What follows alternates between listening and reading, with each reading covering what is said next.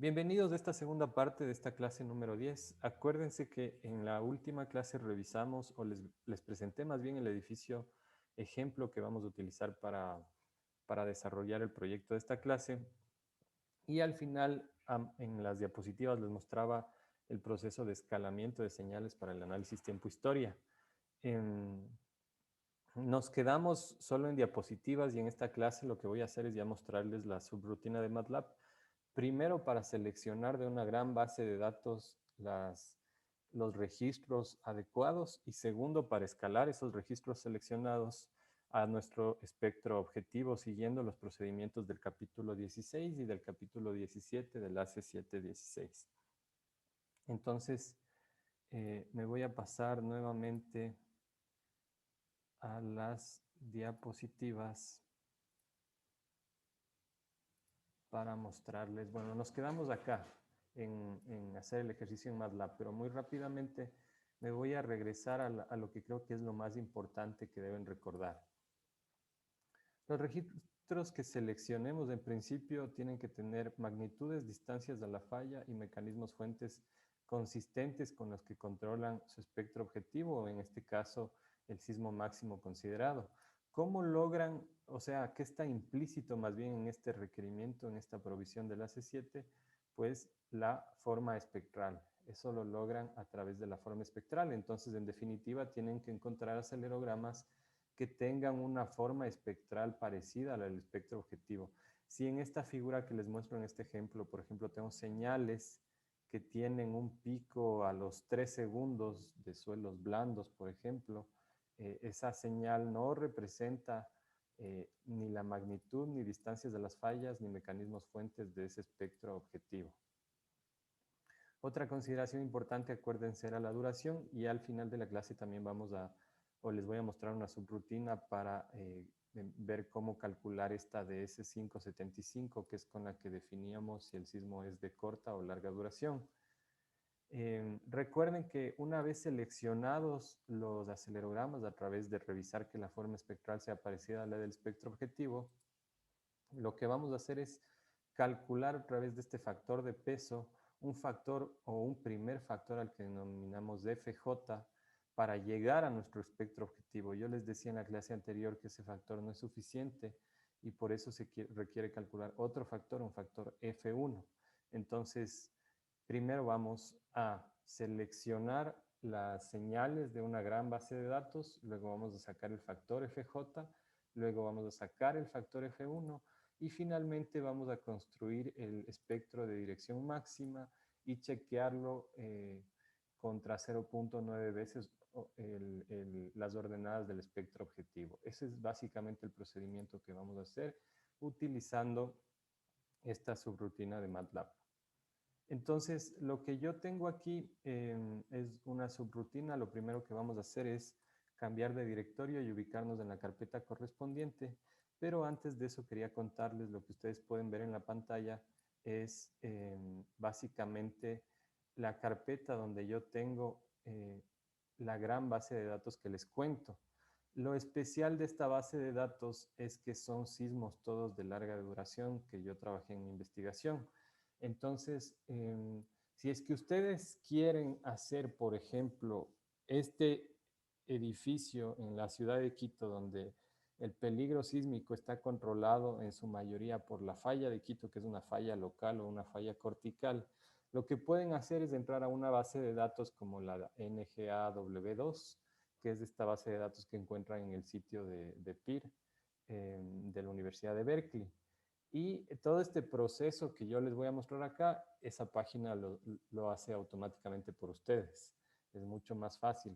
Sin embargo, si es que este edificio, como de hecho lo es, está ubicado en Porto Viejo, el peligro sísmico no está controlado por sismos de corta duración o por sismos corticales, sino que el peligro sísmico está controlado por sismos de subducción o por sismos de larga duración. Entiendo que se está trabajando en una base de datos. En principio a los americanos no les interesaba pues tanto esto porque los sismos que ellos han tenido en la parte de Baja California son, o de California en general, son sismos corticales. Pero ya pensando en el estado de Washington y en otros lugares de los Estados Unidos donde sí tienen sismos de subducción, es que están desarrollando esta nueva base de datos que me parece que se llama NG-SUB. Eh, como esa base de datos todavía no está lista, al menos al momento de la grabación de esta clase, lo que yo tenía es el acceso a una base de datos, son más o menos 66 señales que están acá. Eso quiere decir que si cada señal tiene dos componentes, son 132 señales que representan todas sismos de subducción. Y de hecho es una base de datos, creo yo, bastante actualizada. Contiene los terremotos de Japón del 2011, de China del 2010, de Chile del 2010 también. Tal vez los que faltarían acá son los de México del 2017 y yo he incluido algunas señales del terremoto del 2016 de Ecuador. Entonces, como les decía, lo primero es seleccionar esos sismos que tengan la misma forma espectral. Tengo 132 señales que corresponden a 66 sismos de larga duración. Entonces, lo primero que hago justamente en esta subrutina es, de esas señales, lo que vamos a hacer es sacar las ordenadas espectrales, porque lo que ustedes tienen son registros de acelerogramas, es decir, aceleración y tiempo. Eh, lo que necesitamos tener para hacer estas comparaciones son aceleraciones espectrales o SA versus periodos. Entonces, para hacer esa conversión, yo utilizo esta subrutina LERS e IDA, que son subrutinas que yo no las hice, que las encontré de hecho en internet, y con eso hago esa transformación. Entonces, miren, lo primero que hago es leer el archivo de todos los nombres de los acelerogramas. Entonces, si yo busco este archivo que dice File Name Baseline Corrected Filter, que es justamente este, lo que tengo aquí son los nombres de cada uno de los acelerogramas que están grabados en un archivo de texto, y si ustedes se fijan son 132 de hecho. Entonces me va a leer el nombre de cada uno, me va a sacar cuántos tengo, en este caso me va a sacar 132. Voy a coger un periodo final de interés, del periodo más largo, en este caso he cogido 6 segundos. Y lo otro que tengo grabado en un archivo acá es el time step de cada uno de estos. Entonces yo tengo grabado que, por ejemplo, vamos a cualquiera. Esta es la línea 11, es decir, la señal número 11 tiene un time step de 0.005 segundos y de hecho en este archivo, si ustedes se fijan, tengo 132 líneas que son correspondientes a los 132 señales. Entonces, leo este archivo en un contador que lo he puesto de 1 a 132. De hecho, podría poner 1 hasta n, porque n es este número. Leo el archivo y en este caso sería el primero, entonces voy a leer, por ejemplo, regresémonos a este archivo, lo que va a hacer esta subrutina es leer este primer archivo, bueno, me graba en file el nombre del archivo, por ejemplo, este file path número 1 Arequipa, que es un sismo de Perú. Luego me importa ese archivo, luego me saca el número de pasos que tiene ese archivo y luego me va a sacar, o bueno, más bien va a coger del time step que yo tengo cuál es el intervalo de tiempo entre cada uno. Y este ya es el proceso más bien de esa subrutina que lo que hace es sacarme a la final, lo que yo necesito de esta subrutina es sacar las aceleraciones espectrales correspondientes a estos periodos. TI yo he cogido de 0.05 hasta 6 segundos con un intervalo de 0.05, es decir, tengo 120 datos de periodo y voy a obtener 120 datos de aceleraciones espectrales.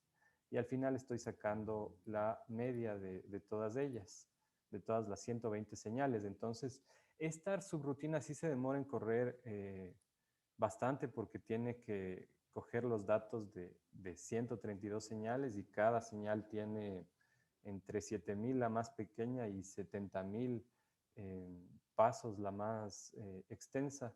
Entonces se demora en correr. Yo tengo acá ya grabada el procesamiento de esto, se demora en correr un par de horas. Y de hecho ya tengo el resultado que yo les decía que me importa es de este RSA. Entonces, este RSA, si se fijan a la derecha, es una matriz de 120 porque estoy cogiendo periodos de 0.05 ATF cada 0.05.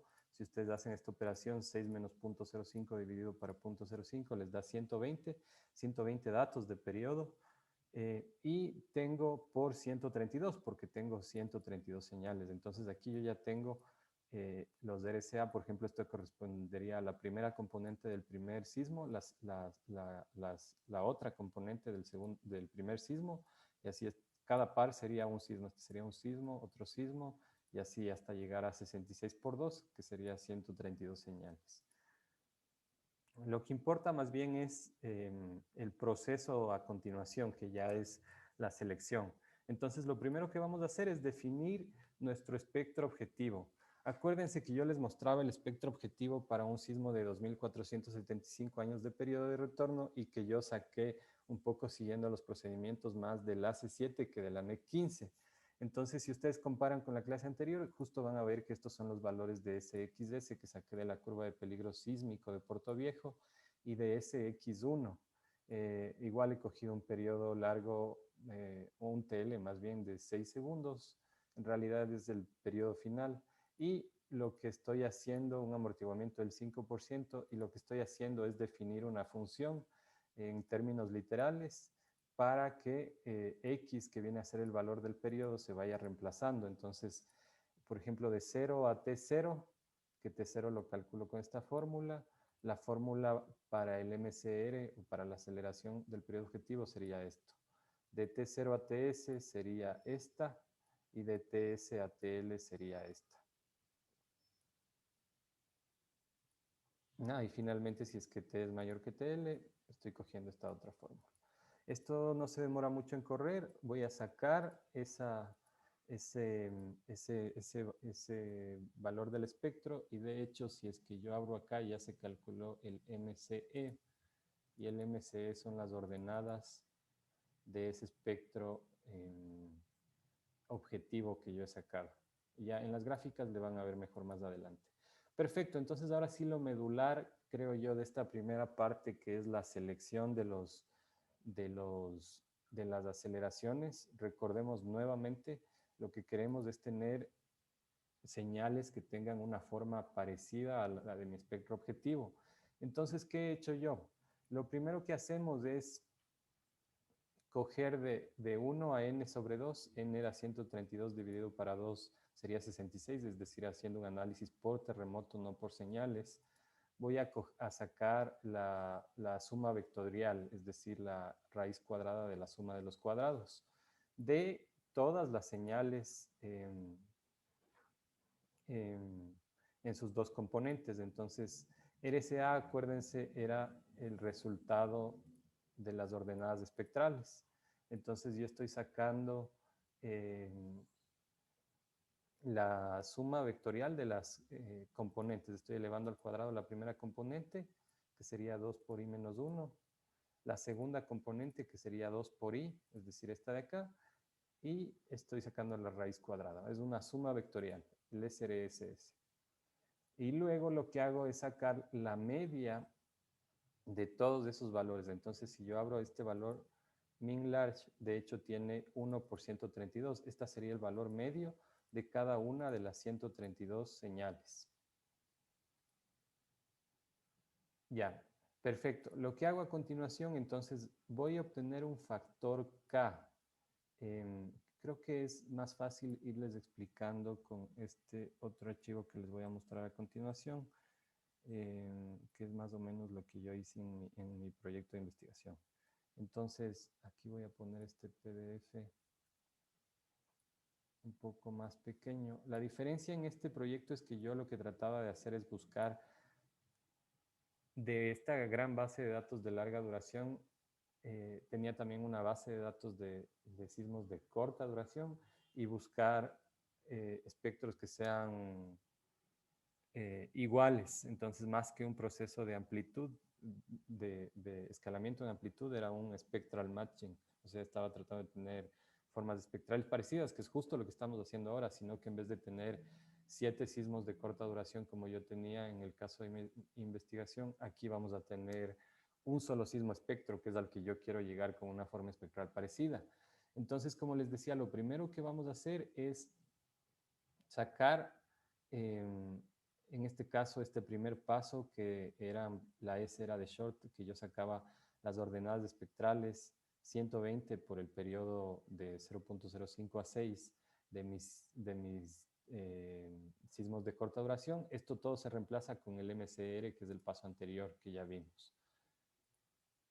Y luego sacar la media, que es lo que tal vez me olvidé al final, que es sacar la media de ese espectro objetivo. Aquí eran 7, en este caso es solo una. Ya, entonces el siguiente paso es sacar en este caso yo tenía 71 pares de sismos de larga duración sin escalar, acá yo tengo 66 pares. De esos 66 pares en un periodo, en un rango de periodos de 0 a 6 segundos, con intervalos cada 0.05, es decir, 120 ordenados espectrales,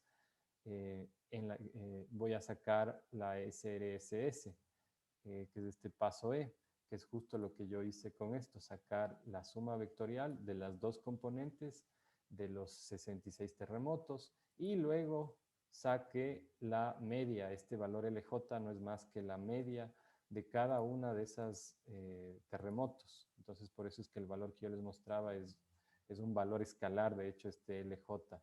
Entonces, el J sería de 1 a 66, porque tengo 66 sismos. Perfecto. Entonces, lo que voy a hacer a continuación es sacar un factor K que divide al, a la media de cada uno de estos terremotos de esta base de datos de 66 sismos para la media de mi terremoto objetivo. Entonces, esta media de mi terremoto objetivo es 0.4629 y este en cambio es una matriz de 1 por 132 que va a ir variando dependiendo de cada uno de las 132 componentes. He puesto aquí un límite y estoy diciendo que si ese valor de K es mayor o igual a 5, ponga K0. Es decir, no quiero tener factores de escala muy grande. Este valor en realidad es medio arbitrario, lo saqué de alguna literatura que encontré, pero yo no quiero tener factores de escala tan grande, entonces he dejado de lado a todos aquellos sismos que están demasiado alejados de mi espectro objetivo. Y lo siguiente que hago es obtener lo que se denomina como la suma o the sum of squared errors, que lo abreviado como SSE. Y esta es una de las tantas medidas que existe para sacar el error entre datos. Entonces, este sum of squared errors lo que hace es básicamente es la diferencia entre cada una de las valores de cada señal menos el factor K que acabamos de sacar, que era la relación entre las dos medias, por la señal objetivo, en este caso, que este S vendría a ser nuestra señal del MCE, eso al cuadrado y luego hago una sumatoria de todas ellas. Entonces, el primer paso, si es que ustedes ven, voy a sacar primero solo el error. Entonces, el error que existe es cada una de las componentes. L es de 1 a 120 porque tengo 120 datos de periodo. De cada una de las componentes, de cada dato de cada una de esas aceleraciones espectrales, para cada una de las señales que sería I, voy a restarle menos K por MC y eso al cuadrado. Es decir, estoy trabajando en esta primera parte del paréntesis elevado al cuadrado. Ese valor de error, de hecho lo tengo ya por aquí. Ah, no, todavía no corro esto. Entonces corramos esto de acá, no se demora nada tampoco. Ese error es una matriz de 120 por 66, porque tengo 120 datos y tengo 66 señales. Y luego voy a sacar la sumatoria, que era a la final el sum of the squared error. Entonces la sumatoria que le he llamado SSE no es más que este valor, que en ese caso ya tendría solo un valor para cada uno de los sismos, es decir, 66 valores. ¿Qué es lo que yo quiero? las señales que tienen el menor error son las que van a ser más parecidas, de acuerdo a esta formulación, a mi espectro objetivo. Entonces, lo siguiente que hago es ordenar este SE desde el mínimo. Entonces, mientras menos sea el valor del SSE, significa que menos es el error entre la señal de mi base de datos y mi espectro objetivo. Entonces, si yo abro ese valor de SSE mínimo, voy a ver que aquí ya están ordenadas y de hecho el error más pequeño que tengo es 0.1682, luego 0.175, etc. Y lo otro que le estoy pidiendo es que me diga a qué señal corresponde o a qué número dentro de mi archivo corresponde. Entonces, si yo veo este número II, aquí me está diciendo la de menor error es la señal número 28 en la numeración que yo tengo de mis archivos, luego la 21, luego la 29, luego la 27, etc.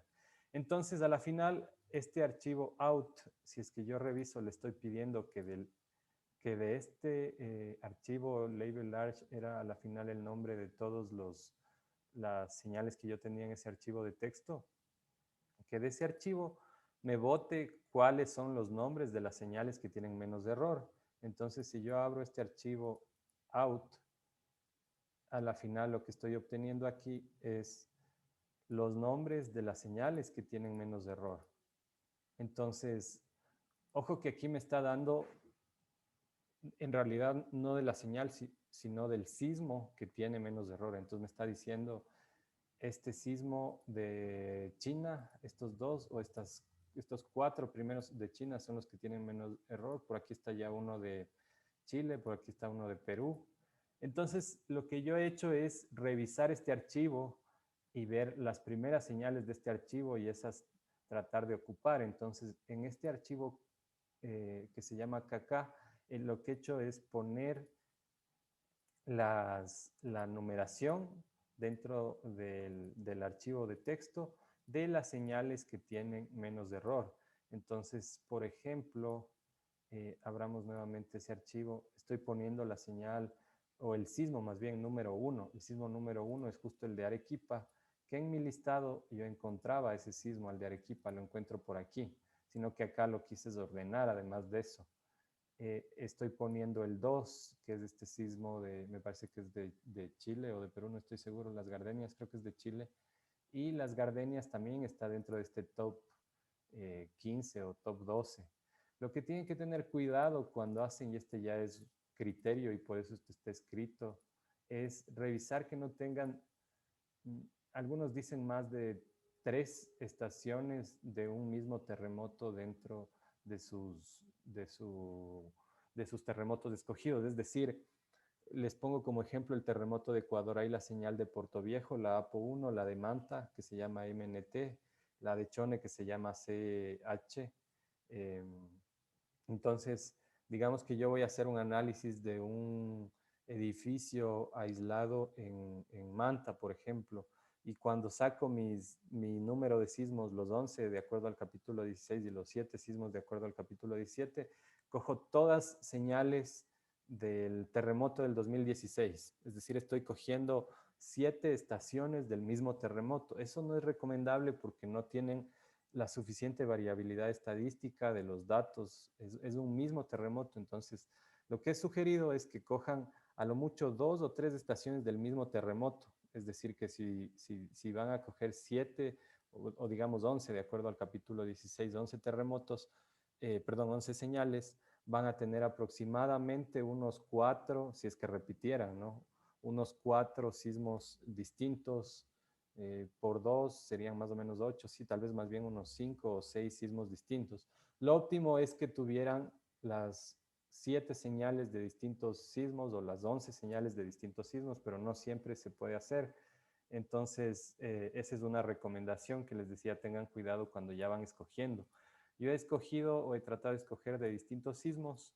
Como vimos en las diapositivas, ya les voy a recordar cuáles son las señales que escogí.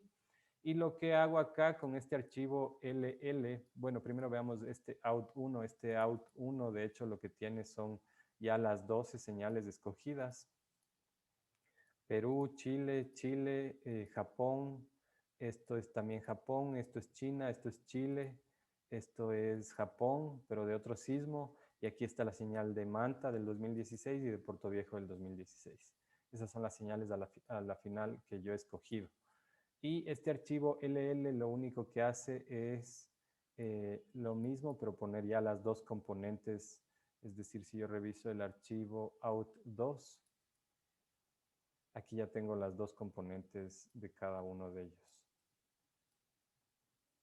Ya, y finalmente lo que quiero ver es cuál es ese factor para yo llegar a mi espectro objetivo de acuerdo al error que calculé. Entonces, veamos este SSE mínimo 2 son los errores mínimos para los sismos ya escogidos. O sea, aquí ya estoy en el índice integrando los sismos que yo escogí, que son estos KK.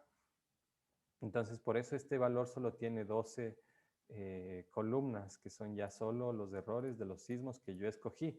Si ustedes se fijan, los errores están más o menos entre 0,5 y 3, pero los errores de estas dos señales de la de Manta y de Puerto Viejo ya son un poco más grandes, que tal vez no serían aceptables, y de hecho en mi resultado, cuando yo saqué que acá no estaban estas dos señales, pero tratándose de un edificio que está en Puerto Viejo, quería incluir las señales obviamente de Puerto Viejo y de Manta. Entonces, tal vez eso les llame la atención, los errores son un poco más grandes aquí, pero no importa porque yo quiero incluir, arbitrariamente escogí esos terremotos.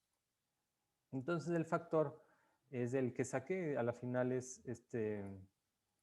tengo un factor, si es que le pongo en el numerador al factor, o en el denominador más bien, sería este factor, y si es que le pongo en el numerador, o sea, si yo quiero multiplicar a la señal por el factor, serían estos factores. Más o menos, por ejemplo, la primera señal de Arequipa por 450, por 339, por 192. ¿Para qué son estos factores? Para llegar al espectro objetivo. Entonces yo ya tengo un primer factor, y lo que hice básicamente aquí es obtener las señales de esos 66 sismos, de esas 132 componentes. Yo obtuve las 12 señales en este caso. Es un poco arbitrario, acuérdense que lo mínimo son 11 de acuerdo al capítulo 16 y 7 de acuerdo al capítulo 17. Yo cogí, de hecho cogí 11, pero luego decidí quitar una y aumentar las dos señales de Puerto Viejo y de Manta. Entonces, lo primero que hemos hecho con esto es seleccionar las, las señales. Entonces, de hecho, esas señales son las que yo les mostraba, me parece, en esta tabla. Justo, tengo un sismo de Perú de 1974, el de Valparaíso del 85, uno de Japón del 2003, uno de China del 2008, el de Chile del 2010, el gran sismo del este de Japón del 2011 y el sismo de Muisne del 2016. Aquí está en el nombre de la estación, el time step y el número total de puntos que les decía va desde 7.000 hasta 70.000 puntos. Entonces, de hecho, con esto yo lo que hice es ya lograr seleccionar mis señales, y de hecho les voy a mostrar las señales ya escaladas en una gráfica versus el espectro objetivo. Entonces, claro, ustedes pueden ver en rojo el espectro objetivo, que a la final es de ese MCR, y cada una de las señales, en realidad son las sumas vectoriales de las señales del SRSS de Arequipa, de las Gardenias. O sea, ustedes tienen aquí 12 gráficas, no 24, no de cada componente, sino el SRSS de cada estación. Que es básicamente lo que hago con esta segunda parte, es simplemente de mi gran base de datos de los 66 sismos, cojo solo los que escogí, las dos componentes en X y en Y, luego saco la SRSS y luego ploteo esos valores divididos para el K final o multiplicados por el K final 2, aquí está en el denominador. Entonces estas ya son las señales escaladas, las que les mostraba en esa gráfica. Perfecto, hasta ahí el procedimiento de selección. Y de hecho, no, mientras me falta un paso más. Lo único que he hecho acá es sacar la media de todas esas componentes de SRSS, de esos 12 terremotos o estaciones escogidas, y compararla con mi espectro objetivo, que de hecho es la gráfica que les voy a mostrar a continuación. Entonces, si ustedes se fijan en esta gráfica, tengo en una línea gris rayada muy bajita por debajo cada una de las SRSS de las 12 señales. Tengo el espectro objetivo en rojo y tengo la media de todas estas SRSS en línea negra continua. Entonces, claro, en periodos cortos se ve que está muy por encima, pero a mí lo que me interesa es mi rango de periodos de aislamiento, es decir, más o menos de entre 1 y 3 segundos. Y lo que se puede ver en principio, ya solo analizando esta curva, es que la línea negra está por debajo de la del espectro objetivo en algunos de estos periodos. Entonces, esta parte de la subrutina es simplemente plotear eso. Entonces, claro, aquí nuevamente estoy sacando las componentes en X de los 66 sismos, solo de los sismos que me interesan. Luego estoy sacando el cuadrado y la raíz cuadrada, es decir, el SRSS. Y luego estoy dividiendo para el factor K. Y luego estoy sacando la media de esas SRSS, que este S min long es a la final el que estoy ploteando acá. ¿Ya? Perfecto. Entonces, como les decía, con eso concluye esa primera parte que es poder escoger mis señales.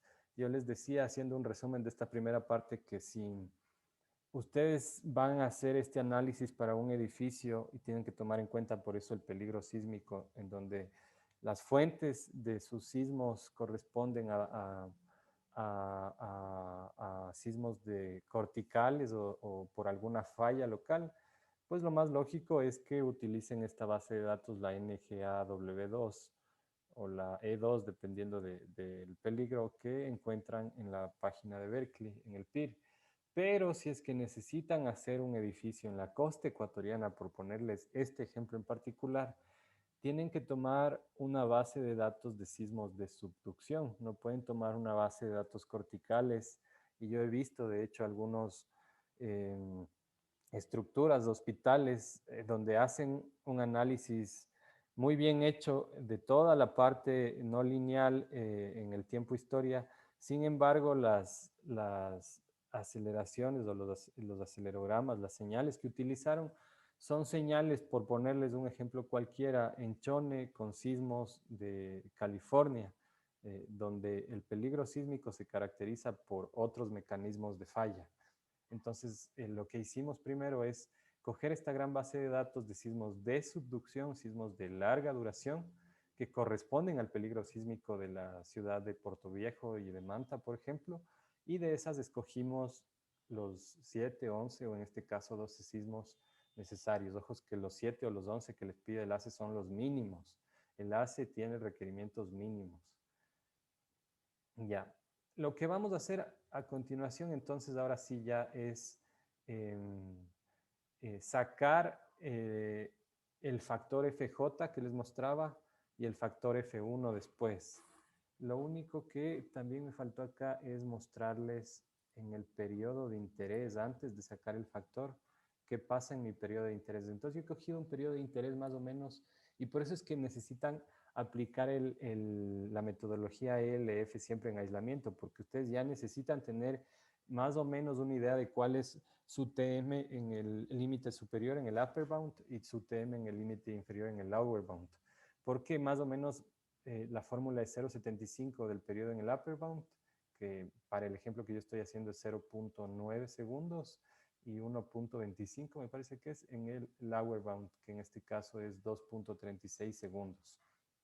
Entonces ese es mi periodo de interés. Y como les decía antes, en ese periodo de interés lo que yo puedo ver es que la curva de la media de las SRSS de las 12 señales está todavía por debajo de mi espectro objetivo en algunos lugares. Entonces, ahora sí vamos a escalar esas señales. Acuérdense que sacábamos nuevamente otra especie de error. Este error, a la final, es prácticamente lo mismo. Es un sum of squared errors, porque estoy sacando las componentes de mi espectro objetivo y restando las del factor FJ multiplicado por las componentes de SX y SY son las componentes de cada una de mis 12 señales, de mis 24 señales en realidad sería. Eso lo estoy elevando al cuadrado y estoy sacando la sumatoria, pero multiplicado por un factor de peso. Entonces, eso es el error. De esta fórmula yo puedo llegar a esta otra de acá y a la final despejar este factor FJ y obtener el factor FJ para el error mínimo posible.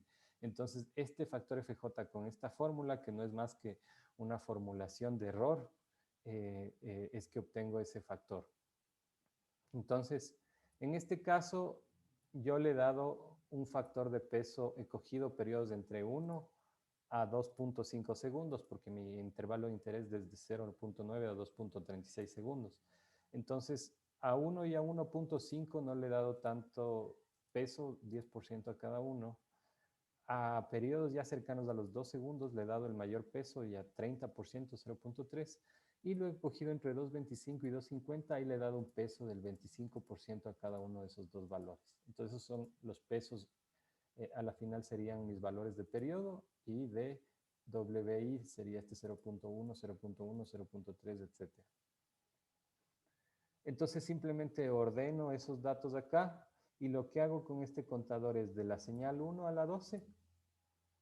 Nuevamente, estos valores en realidad ya los tenía, sino que los estoy sacando en cada una en caso de que yo quiera correr cada una de las secciones de este live script independientemente.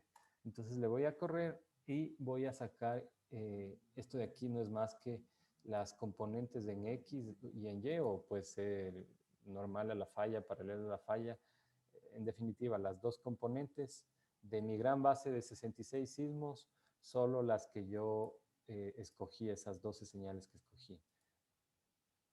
Y aquí estoy nuevamente sacando la suma vectorial, o el SRSS, con el factor que ya obtuve del primer procedimiento de escoger las señales. Entonces aquí es donde ya viene la aplicación de estas fórmulas que tenemos acá arriba. Entonces tengo el factor de peso WI y lo que hago es básicamente, bueno, primero, bueno, aquí estamos evaluando, entonces cogemos WI por la señal del MCE, que es mi espectro objetivo, por el valor ya de la señal de cada una de las señales. Por eso tengo un contador de 1 a 12, que es este SRS eval. Y luego elevo ese valor al cuadrado, que es este FJD, el valor de peso por este valor elevado al cuadrado. Entonces, a la final lo que yo hago es, estoy aplicando esta fórmula a la final.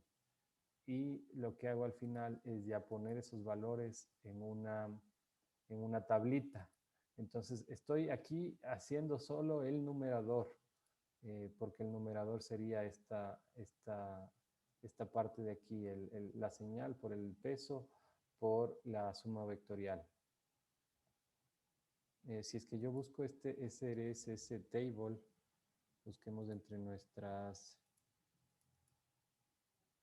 Claro, aquí yo ya tengo las tablas para cada uno de los periodos. Entonces aquí tendría el periodo que yo cogí 1, sería la primera fila.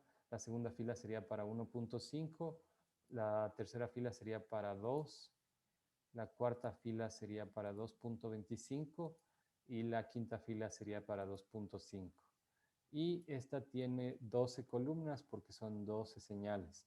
A la final lo que estoy haciendo es obtener esta tabla de acá, la que yo les mostraba, para cada una de las señales y para cada uno de los periodos de mi rango de interés, obtengo estos valores.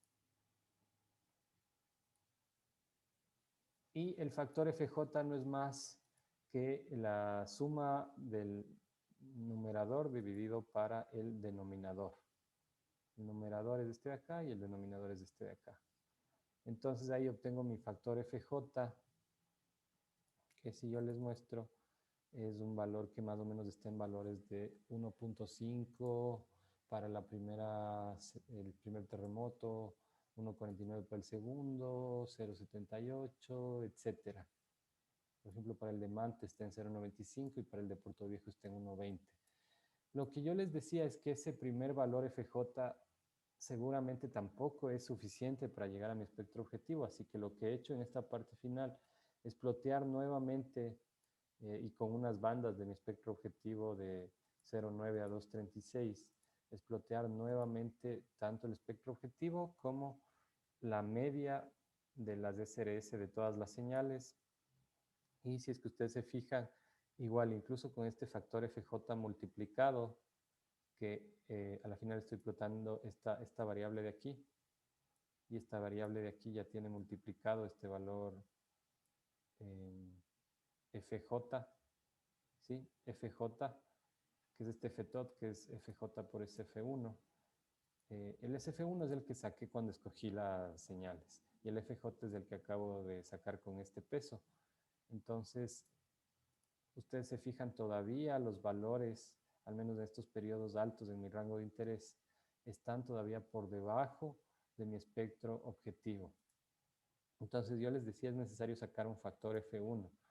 Y ese factor F1 en mi rango de interés, es decir, de 0,9 a 2,36, no es más que dividir. A ver, lo que estoy haciendo es coger al último que saqué, a este SF2, que ya incluye el factor SF1 y el factor FJ, en este intervalo de rango, en este intervalo de periodos de interés que yo tengo. Entonces he sacado, si es que yo reviso este SR, min FJ2, ¿dónde está? Ah, no, todavía no corro esto, corramos esto. Entonces yo reviso ese min FJ2.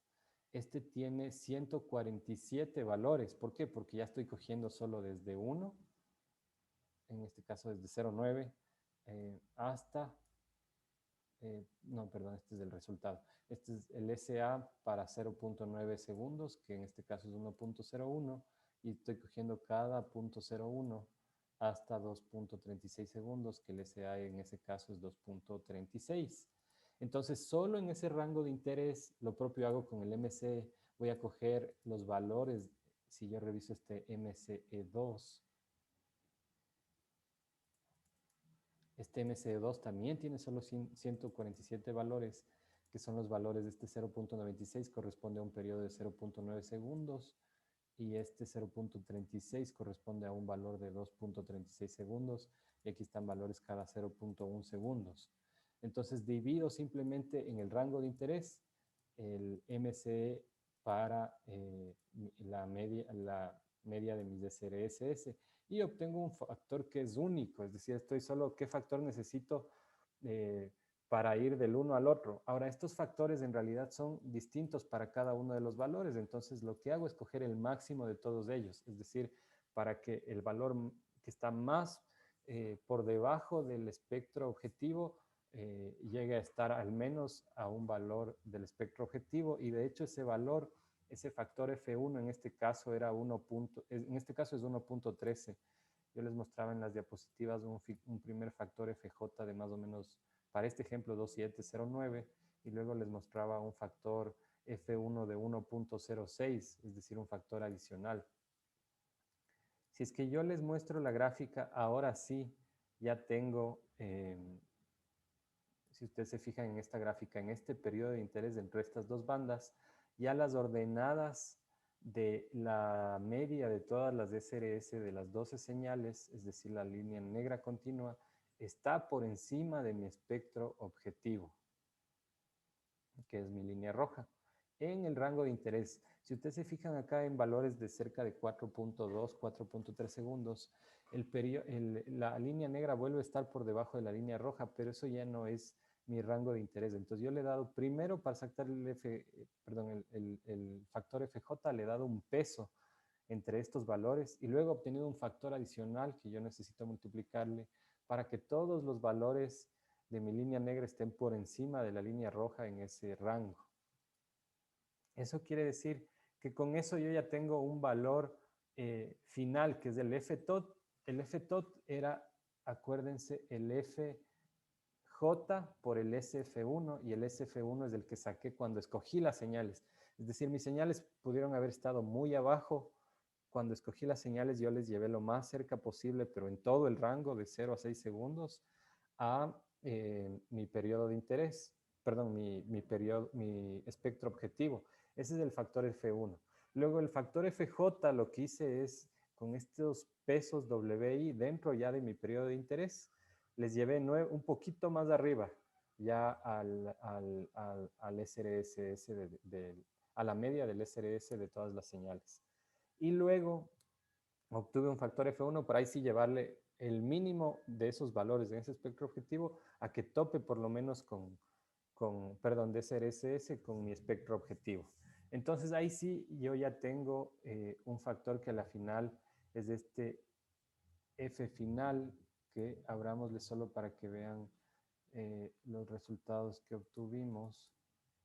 Entonces aquí yo ya tengo, perdón, aquí ya tengo mis factores finales. 3, 2, 3, 1, 4, por ejemplo, para el de Manta 1.41.5 y para el de Puerto Viejo 2.06. Perfecto.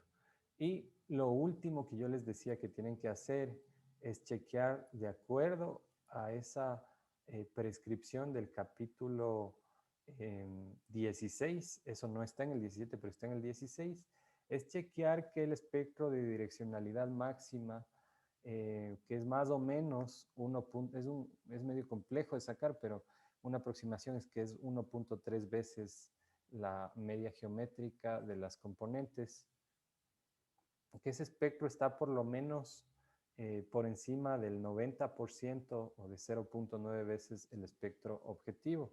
Entonces, eso es justo lo que vamos a hacer, una comparación de ese espectro de direccionalidad máxima. Entonces, nuevamente, de mi gran base de datos de 66 sismos, cojo solo las que me interesan y voy a multiplicarlas por el factor final que sacamos, es decir, por esos tres factores del SF1, el FJ y el F1.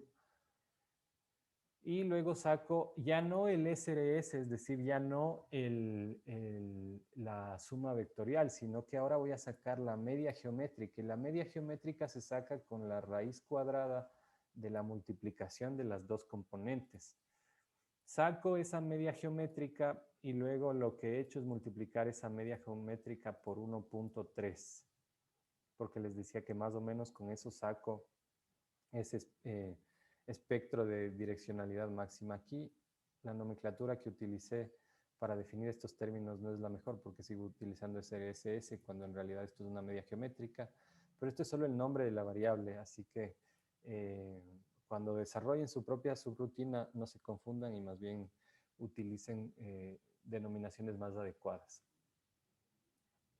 Y lo otro que he hecho es sacar la media porque, claro, esto es para cada señal, entonces he sacado la media de todas esas señales.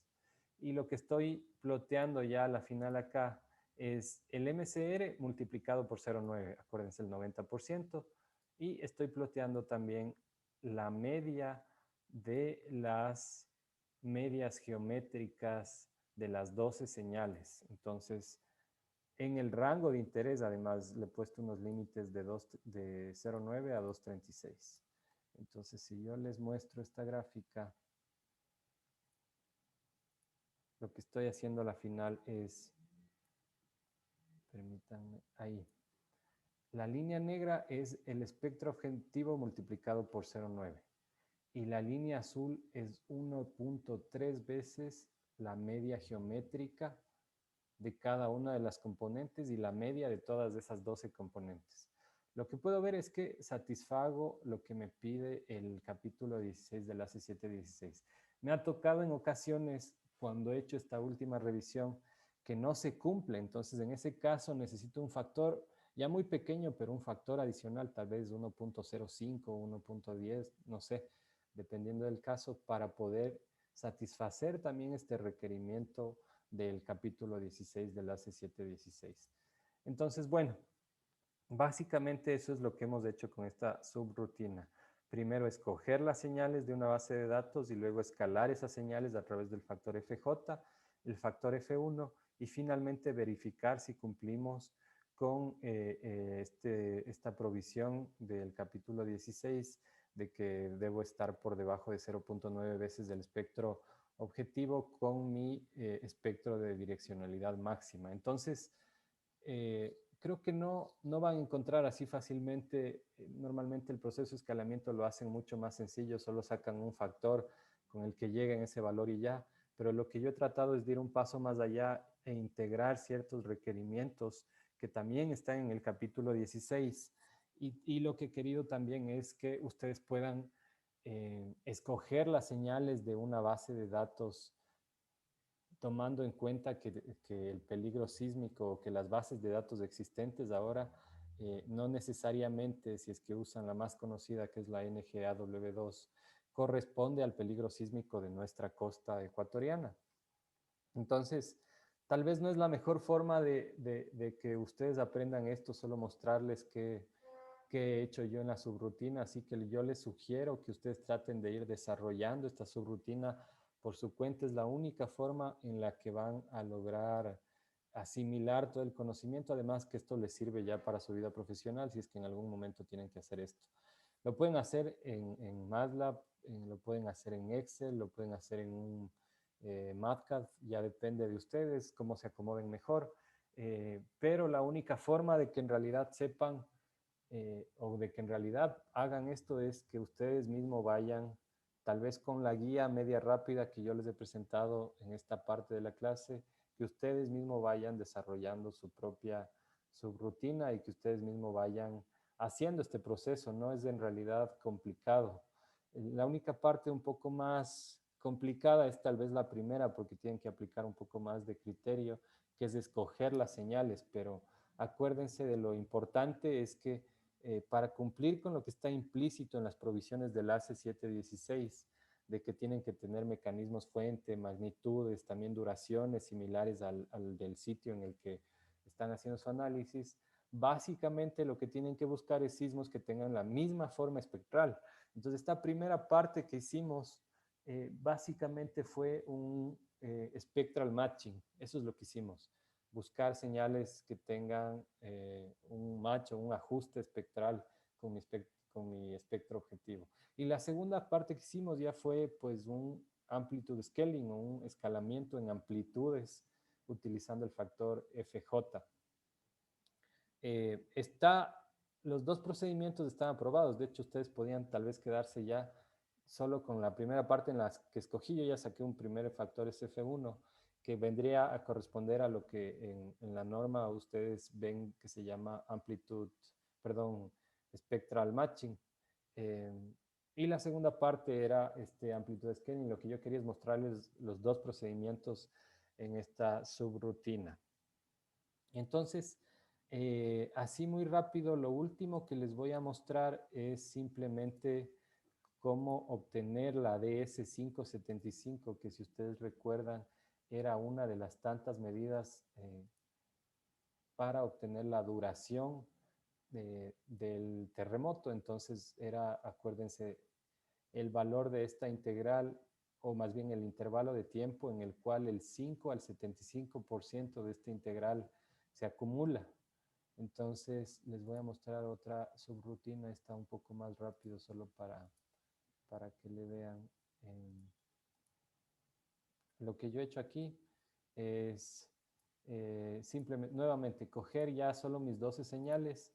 De hecho, si es que abro esta carpeta, este archivo file name que ustedes ven aquí, tiene ya solo 24 líneas, es decir, tiene las 12 señales y sus dos componentes, o sea, 24 registros que son los que yo escogí.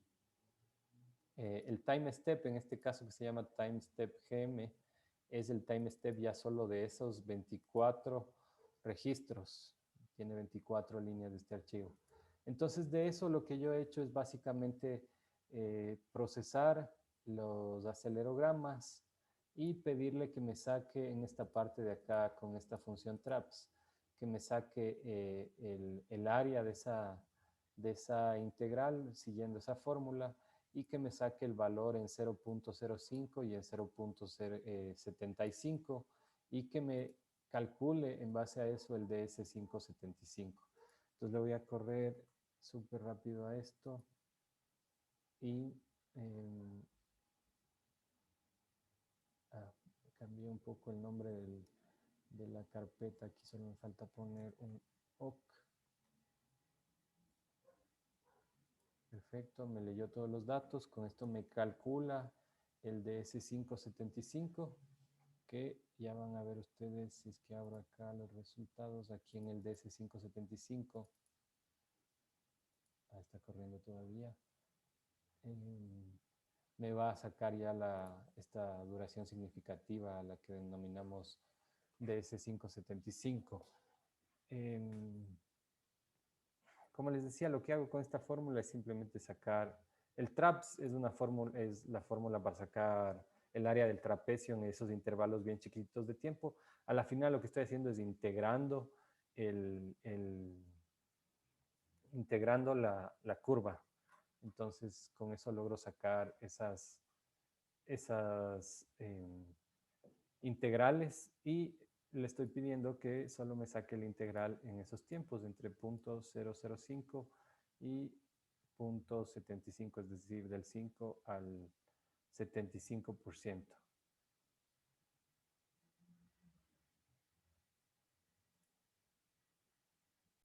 Bueno, ya terminó de correr mi archivo, no se demoró mucho más, pero bueno, se demoró porque en esta segunda parte que me olvidé de mostrarles, dentro de la misma sección, estoy pidiendo que me plotee así un poco más agradable en cada una de las señales. Por ejemplo, este es de los 24, no solo de los 12 sismos, sino de los dos componentes de cada uno de los sismos.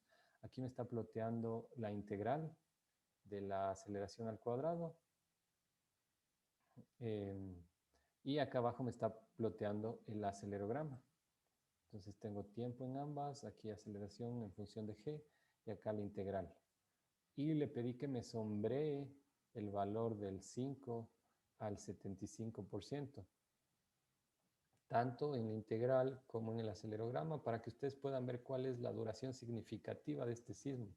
Entonces, la duración significativa de esta primera señal es 35 segundos, que son más o menos estos 35 segundos que ustedes pueden ver en esta gráfica. Y así de cada una de las señales. Veamos otra, cualquiera, puede ser esta, por ejemplo. Igual, la duración significativa de este sismo es esta de acá.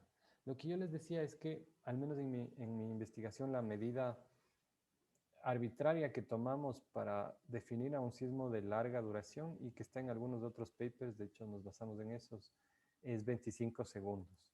Entonces, si ustedes se fijan, todos los sismos, con excepción de los 4 últimos, tienen duraciones significativas mayores a 25 segundos, y por tanto son sismos de larga duración. El sismo de Manta y o la señal del sismo del 16 de abril en Manta, en la estación de Manta y Chone, tienen duraciones menores, pero seguramente es porque yo no les hice pasar por los filtros adecuados antes de hacer el procedimiento.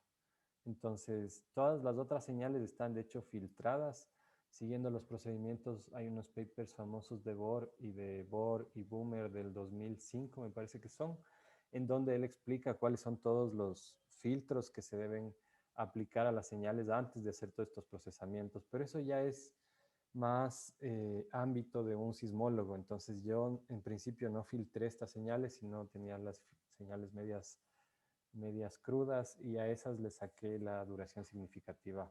Pero además a mí me interesa en realidad mostrarles estas señales en el análisis porque son las señales del sitio, las más cercanas. Y les decía que de hecho la señal, la APO1, que está en la Universidad Técnica de Manabí, está a pocos kilómetros, a 1 o 2 kilómetros del edificio. Entonces, solo para terminar, quería recordarles que en lo que va de estas dos clases, a la final lo que hemos hecho es presentarles un edificio real que fue evaluado post-sismo en el 2016. Les describí el edificio reforzado luego del estudio que se hizo, y les decía, este edificio va a ser el que vamos a usar como ejemplo para todo el proyecto de nuestra clase. Repasamos el proceso no solo de escalamiento también, sino de cómo escoger las señales, y realizamos un ejercicio práctico de aplicación en MATLAB para el escalamiento de señales. No les voy a mandar tarea de que desarrollen estas subrutinas porque les van a tomar mucho más tiempo, pero sí les sugiero que bien lo hagan en MATLAB o en Excel o en cualquier programa que se acomoden, tengan esas subrutinas si es que no las tienen ya para escalar los terremotos. Perfecto, con eso concluimos esta clase. Muchas gracias.